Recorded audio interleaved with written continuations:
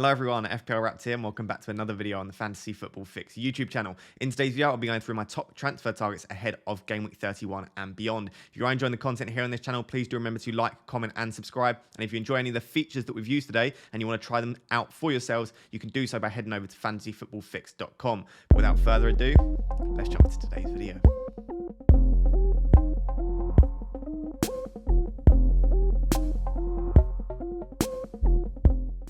So guys, we are reaching the business end of the season now, which means we need to optimize our transfers as much as possible. We need to make the best possible decisions because we've only got a limited amount of free transfers left. Also, reaching the business end of the season, there are a lot of sort of blanks and doubles coming up, or definitely double game weeks. We've got a couple of blanks, obviously, in game week 33 as well. And as a result, the reason I wanted to start with Harvey Barnes versus Conor Gallagher is because it draws your attention the key thing that I think you need to establish as soon as possible, which is your chip strategy. Now, some teams have fantastic fixtures sort of over the next sort of 6-7 weeks, but maybe they don't have a double game week. Some teams have a double game week, but maybe not great fixtures in and around that. But if you are playing, for example, your free hit in game week 33, you don't need to emphasize using your transfers on players that have good fixtures in game week 33.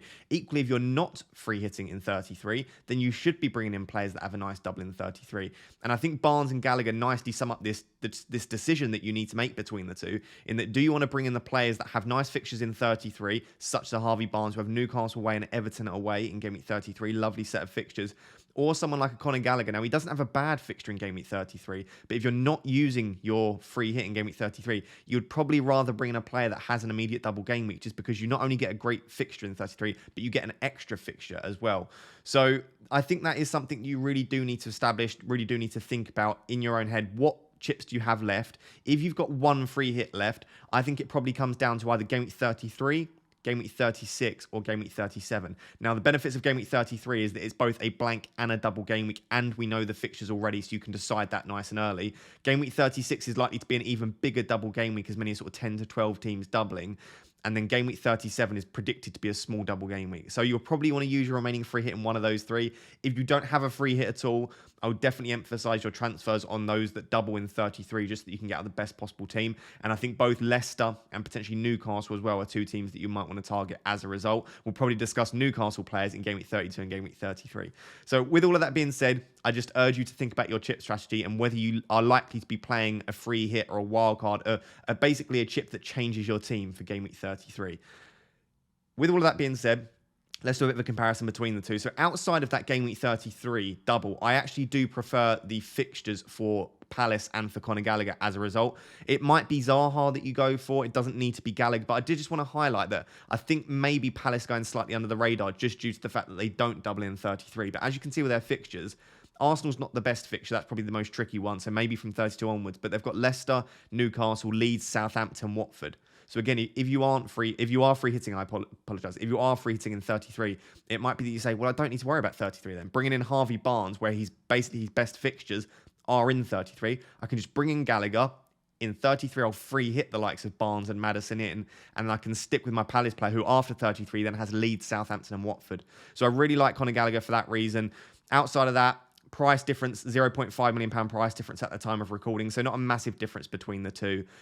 I'm sure that you could probably stretch to Barnes if you can already get Gallagher, but if you can't, then that is something to be said. With respect to fixtures that need to be rearranged, Palace have the game against Everton that needs to be rearranged. Now, that's likely to fall in game week 36, but that's not 100% confirmed. It could be in 35, it could be in 37, but at some point, Palace will have another double game week. But of course, Leicester still have two other fixtures to be rearranged. So not only will Leicester have a double game week in 33, they'll probably have a double game week in either 35 or 37, and then in 36 as well. So they're going to get 3 more double game weeks across the remainder of the season. And as a result, potentially even if you are free hitting in 33, it might still be worth looking at a Leicester player sooner rather than later. If we look at the underlying statistics between the two, if it is a straight up comparison between Barnes and Gallagher for your teams, obviously Gallagher's played a lot more minutes, but if you see projected points over the next 6 weeks, Harvey Barnes is projected to score more points. However, what I decided to do is remove game week 33 projected points, and they're actually identical for all of the other fixtures. All right, so if you remove game week 33, Newcastle and Everton, and then Newcastle for Gallagher, and you just look at 31, 32, 34, 35, and 36, they are exactly comparable, which again makes it important that you do establish when you're bringing in these players, what is your chip strategy going to be. For expected FPL points per 90 over the season thus far, you can see Conor Gallagher does just about come out on top, but very, very close between the two. And then their non-penalty expected goal involvement is identical. So it's 0.37 for Barnes, 0.37 for Conor Gallagher. So very, very comparable for the two. I would say that in more recent weeks, Harvey Barnes is slightly higher than Gallagher. So if you're someone that gives weighting to more recent weeks as opposed to the entirety of the season, I would say that Harvey Barnes is just about coming out on top, but they're both comparable across the season. Big chances per 90, again, fairly comparable. 0.4 for Harvey Barnes, 0.3 for Conor Gallagher. So they're both getting a big chance every sort of 2 or 3 games, which is pretty good for their price point of sort of under £7 million in midfield. Where Harvey Barnes absolutely destroys Conor Gallagher, and this is definitely something that is worth looking at and something that I do give weight to, is how many touches in the box that player is getting. Now, these statistics are incorporated into expected goals and expected assists, but I also like looking at it individually, and you can see Harvey Barnes is getting almost 6 touches in the box per 90, whereas Gallagher's only getting 2.86 touches, and that's because Conor Gallagher plays almost like a number 8 role. Sometimes he can play in the pivot as well. So as you can see by the touch maps, Conor Gallagher's going to play most of his time in midfield just out to the right. If he does get any crosses, it's going to be quite from a deep position. He might get into the box occasionally, whereas Harvey Barnes plays almost like an inside forward, and as you can see by his touch map, getting into the box quite a lot. Harvey Barnes' touch map actually looks a little bit like Sadio Mane's or Salah's on the left. So I would definitely say that I prefer Harvey Barnes. Harvey Barnes is definitely the pick for me. He's worth the extra 0.5 million, and he's got a lot of extra fixtures. But what I would also say is if you are free hitting in 33, what you're looking at for Harvey Barnes over the next sort of 5 fixtures is Man United, Palace, Villa, Tottenham. So I wonder if what you could do is skip him for now if you're free hitting in 33, and then bring him in for the next double game week, either 35 or 36, and then he'll have another one probably in 37 as well. So that would be my opinion on it. Let me know down below. Are you considering Harvey Barnes? Are you considering Conor Gallagher? Largely depends on chip strategy, but if we ignore chip strategy, I definitely think Barnes is the one to go for me. Now, another team that do not double in 33, as we saw with Palace, but do have fixtures that are worth targeting, are Chelsea. Now, the advantage that Chelsea have on top of a team like Palace is that they are also delivering top-class underlying statistics as they have been all season. Now, prior in the season, I think the majority of us have been focusing on the defenders, the likes of Reece James, Rudiger, and I do still think they're absolutely fantastic options. Assuming that Reece James is fit to face Brentford, you would think that he would do so, or at least see some minutes and then hopefully start a little bit more. But I worry with Reece James' injury whether he's going to be eased in slightly, and with the Champions League coming up as well, we just don't know how many minutes he'll get. And with Rudiger is a fantastic defender. Chelsea are likely to keep clean sheets, but I do feel like the ceiling's a little bit lower with Rudiger. And as a result, I think if I'm going to bring in a Chelsea player at the moment, unless Reece James is 100% confirmed fit and we see him in training and he looks really good, I'm probably going to be looking at maybe Mason Mount or Kai Havertz. And they're both at very similar price points now. Right, earlier on in the season, they were a little bit further apart, but they're very similar price points. So it might be interesting to take a comparison between the two and look, do we want Mason Mount or do we want Kai Havertz? Now, what I would say is earlier on in the season, Mason Mount was 100% the more nailed on player. Mason Mount seemed like the only attacker in that Chelsea team that was going to get serious minutes and to play every single game. More recently, Mount's actually been seeing less minutes than Havertz. So Mount's been maybe not playing every game, coming off around sort of 60, 70 minutes, whereas Kai Havertz has actually seen 90 minutes in I think it's 3 or 4 of his last 5 games. He seems to have nailed that sort of false 9 or number 9 position in that Chelsea team, and Lukaku seems to have been displaced. So I actually think, surprisingly, Kai Havertz is probably the more nailed on one at the moment, but Mason Mount is obviously very integral to that Chelsea side. So it is something to consider. Maybe you just go with your gut feeling as to who you think will get more minutes. For me, at the moment, it does look like Havertz is the slightly more nailed on player. When we look at the fixtures for the pair of them, they're really nice. And again, if you're free hitting in 33, they're even better. Brentford, Southampton, Arsenal, West Ham, Everton, Wolves. So they're not sort of mind-blowing. They're not mind-blowing fixtures. They're not the best fixtures in the league by any means. But when you've got pretty good fixtures for a very good team, for 2 players that are putting up decent underlying statistics, it might definitely be worth taking a punt. And the fantastic thing about Chelsea is if you've not still got your wild card left, and you just need to keep these players for the remainder of the season, they've still got 2 fixtures to be rearranged. One against Leicester at home and one against Leeds away. And those are 2 brilliant fixtures from an attacking perspective. Leicester have actually been pretty good from an attacking perspective themselves, but they're still shaky at the back. So I'd expect Chelsea to get something there. And then Leeds, even under Jesse Marsch, they still don't look fantastic from a defensive perspective. So I really do like the look of Mount and Havertz the remainder of the season. I do think you could bring them in and start them in pretty much every game. So if we look at a sort of statistical comparison between the two, it is fairly comparable, but there is one that is coming out slightly on top here. So total minutes played, Mason Mount's played slightly more, but like I said, they are both fairly nailed. I would expect both of them to start the majority of the games over the remainder of the season. Champions League might throw a slight spanner in the works, but we'll have to wait and see what impact that has on the Premier League lineups. If we look at expected FPL points per 90, Mason Mount comes out on top at 5.65. Kai Havertz is at 5.1, but both of them sitting above 5 is pretty impressive. That's the equivalent of 2 appearance points and an assist every single game, which is pretty good. Non-penalty expected goal involvement.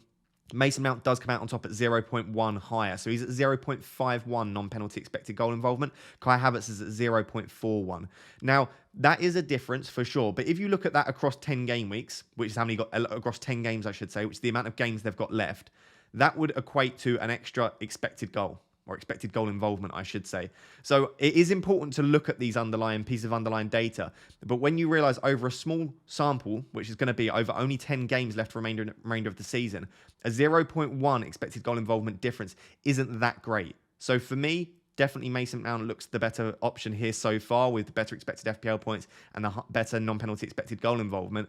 But it's probably not much of not a big enough difference to worry too much if you do prefer Havertz, is what I would say over that. Big chances per 90. Havertz is coming out on top. As you would expect, he is playing up top, whereas Mason Mount plays on the right or in midfield, normally on the right wing. So he's sitting at 0.69 big chances per 90, Kai Havertz, whereas Mason Mount's only getting around 0.43. But both of those, pretty good. And then touches in the box, both highly impressive amount of touch in the box. Kai Havertz is actually above 6 at 6.13, whereas Mason Mount is at 5.02. So like I said, very comparable underlying statistics. Mason Mount comes out on top for expected FPL points and non-penalty expected goal involvement. But Kai Havertz getting slightly more big chances and slightly more touch in the box. I think when you take into account the fact that Havertz is playing up top, I think he is slightly more nailed at the moment. And in more recent weeks, his underlying data is slightly better.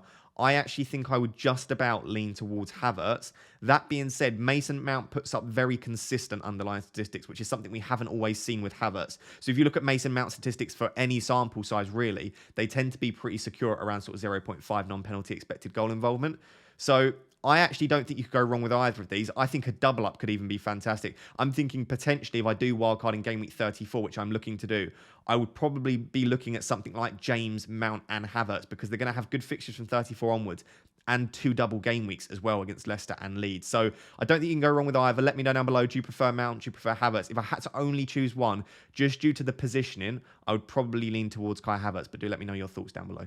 I thought we could look at another set of midfielders from another very good team, and even more so for Manchester City, with a team with absolutely everything to play for. You would say that Chelsea have probably nailed down third spot. They would do very well to displace Manchester City and Liverpool in the top 2, and Arsenal would have to have an absolutely incredible end of season, and Chelsea would have to lose a lot of games for them to get fourth. So Chelsea have probably got third locked down, whereas City are in an absolute manic title race with Liverpool at the moment. It looked a few months ago like Manchester City might run away with the league. They've obviously dropped a few points. Liverpool have continued to do really well, even when Salah and Mane went to AFCON. So I think that Manchester City are going to be forced to play pretty much their strongest 11 for the remainder of the season. And as a result, I do think that whilst even if they go quite far in the Champions League, I would hope that Manchester City's starting lineup in the Premier League would be slightly more predictable than it has been in past seasons. And for the majority of this season, Manchester City's starting 11 in the Premier League has actually been relatively predictable, apart from a few sort of surprises here and there, which is the case for most teams. Pep has sort of stuck with the starting 11 that we know. So I would argue that Phil Foden and Riyad Mahrez are probably in that starting 11. The only worry that I would have with Mahrez in particular is that Pep really does favour Mahrez in the Champions League. And Jesus obviously can play on the right. Sterling can play on the right as well. Foden can even play on the right with Grealish on the left. So there are quite a few players that could play on that right wing. And I do think that Mahrez might see a little bit more rotation than he has in recent weeks, where he's been pretty much nailed on and playing a lot of minutes. If we look at the fixtures, you can see Fantasy Football Fix actually thinks that Burnley away is a pretty tricky fixture from an attacking perspective. That is because Burnley have relatively good defensive data at home. But I would still say that we know what Manchester City can do to Burnley. They sort of always seem to win sort of 4 or 5-0 against Sean Dyche's side. So I think that's a fantastic fixture in game week 31, and that's why I'm suggesting them this week.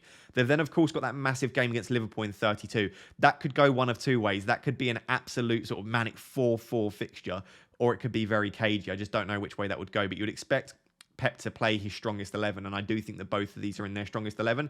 And then this is when Manchester City's fixtures start to become unbelievable. And like I said, I'm wildcarding in game week 34. I'm almost definitely having triple Manchester City. I don't know if it'll be 2 in defence or 2 in attack, but you can see Brighton, Watford, Leeds, Newcastle, and they've got a fixture against Wolves to be rearranged, which we think will go into game week 36. So we think it'll be Newcastle at home and Wolves away for Manchester City. So I really think that a lot of us at the moment, we might not own any. Like, I don't own any Manchester City players. You might only own Cancelo. I do think you need to start thinking about how can I get another Manchester City player into my team or get any Manchester City players into my team because they've got something to play for. They're going to continue to battle with Liverpool. And with those fixtures coming up, particularly between 34 and 36, I think they could be fantastic options.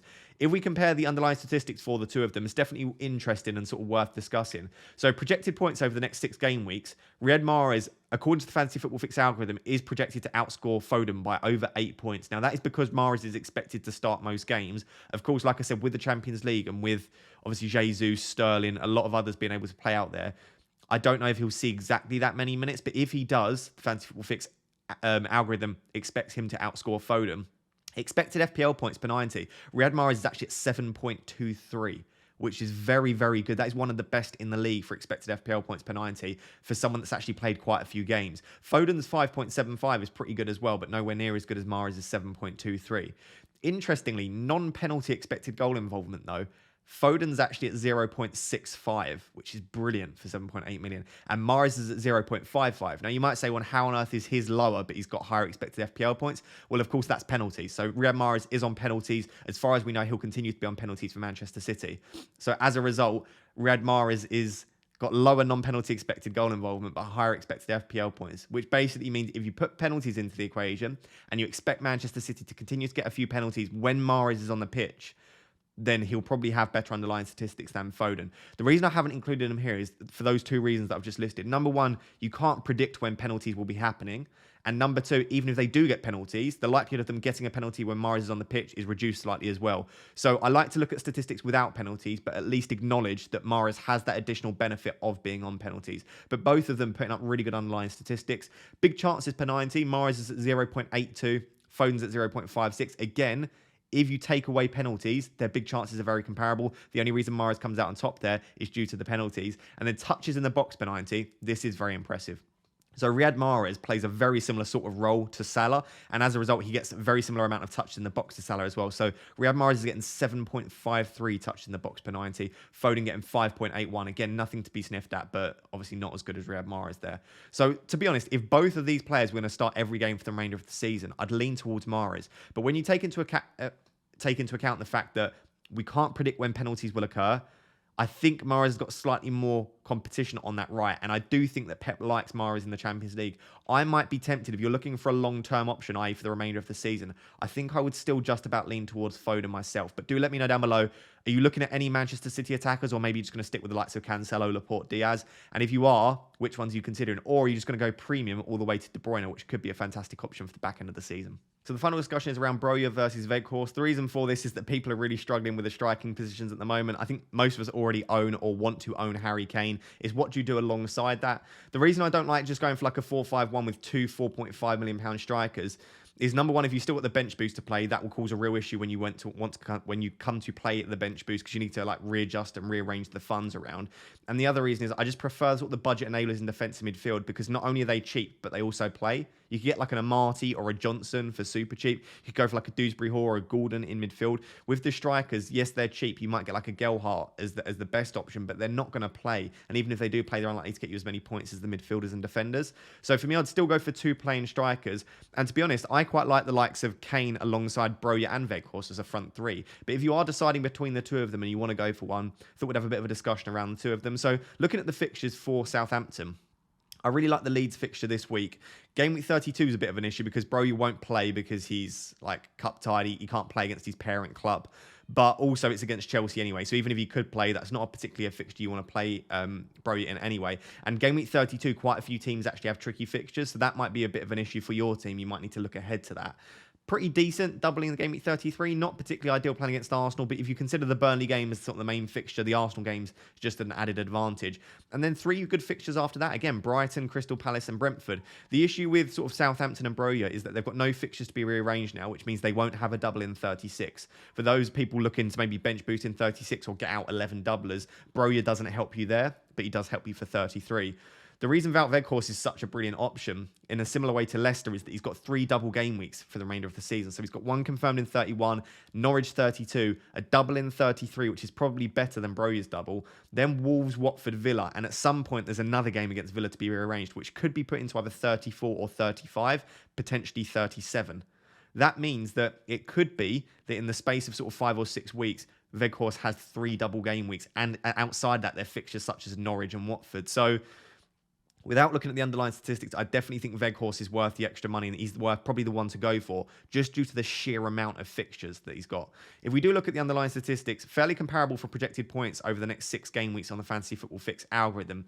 But what I would say is that Weghorst is still sort of projected to get quite a few minutes each game, and he's actually started to get hooked a little bit earlier recently. So that is something to monitor. Both of them are definitely not nailed for 90 minutes, but you would expect both to start for the remainder of the season. Where there becomes a slight issue with Weghorst is that his underlying statistics really are not very good at all. They're actually quite worrying for a striker. So you can see Broja 4.47 expected FPL points per 90. Pretty decent for a £5.5 million striker. Weghorst is at 3.68, which is really, really not great. One of the worst in the league for strikers that have played sort of a fair amount of minutes. Non-penalty expected goal involvement. They're fairly comparable. So it's 0.36 for Broja, 0.32 for Weghorst. So both of them are projected to get an expected sort of goal involvement every 3 games, which isn't particularly ideal for either of them, right? But they are fairly cheap and they are starting for their team, so you can't expect too much. Big chances per 90. Broja's getting 0.47, so basically a big chance every 2 games. Weghorst is only getting 0.24, which is a big chance every 4 games for Weghorst, which, again, he's getting a lot of extra fixtures, but with Broja, you're getting double the big chances. So it doesn't even matter that Weghorst has the extra fixtures. It's not exactly how that works, but it is something worth considering. And then where I was really shocked and really sort of worried is the amount of touches Weghorst is getting in the box. Now, what I would say before slating Weghorst is that Jamie Vardy is a great example of someone that doesn't need a lot of touch in the box. So he sort of sits at around sort of 3 or 4 touches in the box. Even in his most elite seasons for Leicester, he's not getting a lot of touches, not getting a lot of touch in the box. So some players can do very well with that.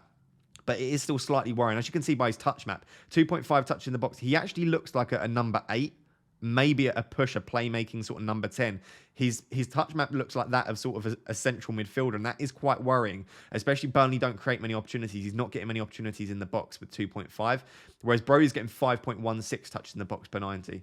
So Broja's underlying statistics better, Broja is cheaper, and the fixtures aren't bad for Southampton.